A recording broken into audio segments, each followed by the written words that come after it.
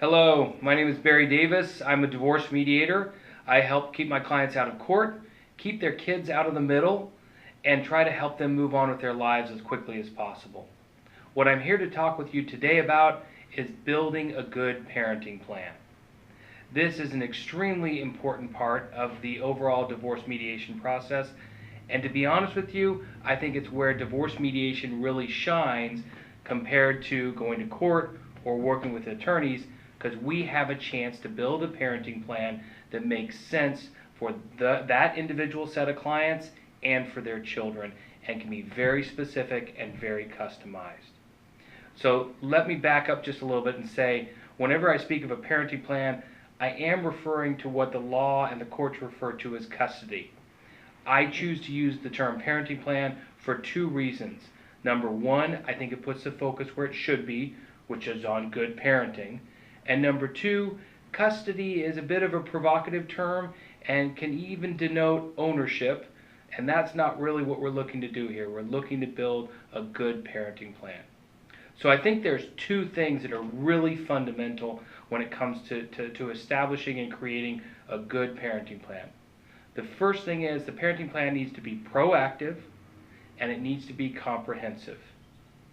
What I mean by this is I proactively work with my clients to address issues they may not even be addressing right now, that may not be coming up. Maybe their children are too young, or maybe they've just moved into two different households.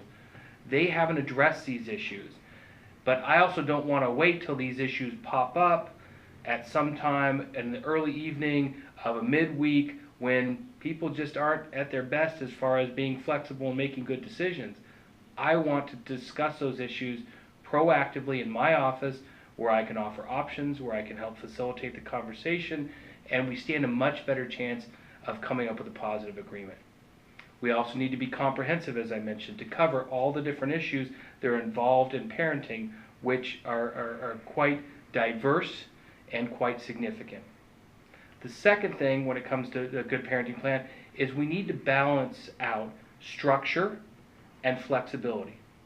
Structure so that the parents and the children know what they're doing day to day, week to week, and so that the parents aren't constantly having to negotiate back and forth. Yet flexibility, because at least with my understanding, and I'm the parent of 7-year-old twins, parenting is not a static experience. Things are changing all the time. So we need to balance structure with flexibility so that we can have some structure, some detail on how they go about things, but also some flexibility.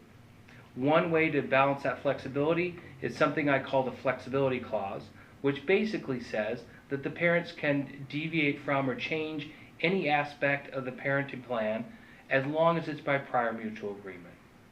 So that's one example of how we build in flexibility. So just to sum up, I think it's very important to have a proactive, comprehensive parenting plan, and I think it's very important to balance out structure with flexibility. In the following video, I'm going to go into more details regarding physical and legal custody, weekly schedules, vacations and holidays. So if you'd like more information on that, please go ahead and click on the next video.